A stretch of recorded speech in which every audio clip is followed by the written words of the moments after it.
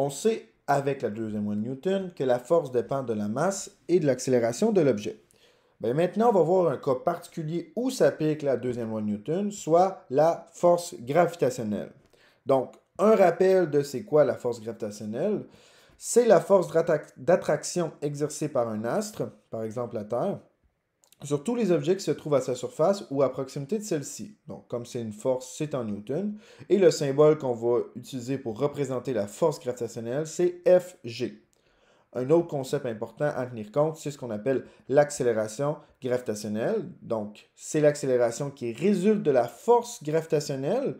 Le symbole, c'est G.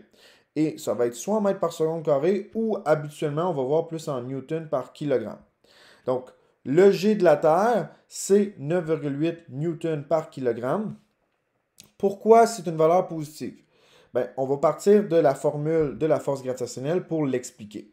Donc, la force gravitationnelle, c'est une force. Donc, la formule de base, c'est F égale ma.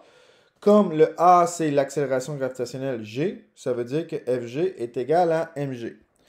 Comme nous, on ne va pas s'intéresser nécessairement immédiatement à l'orientation, mais juste au poids d'un objet en premier lieu.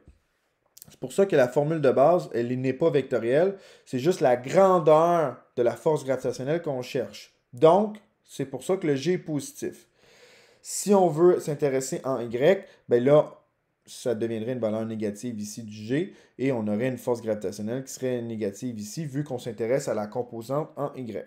Mais, comme je viens de dire, vu que c'est la grandeur du poids d'un objet qu'on veut calculer, c'est pour ça qu'on reste avec des valeurs qui sont positives ici. Un rappel aussi, plutôt une note importante. Le poids d'un objet va changer selon l'accélération gravitationnelle de l'astre sur lequel il se trouve. Donc, si je suis sur une planète comme Mars ou encore sur la Lune, sur Jupiter, et ainsi de suite, bien, le G va changer. Par contre, la masse, elle, ne changera pas parce que bien, la quantité de matière qu'on est composé reste la même.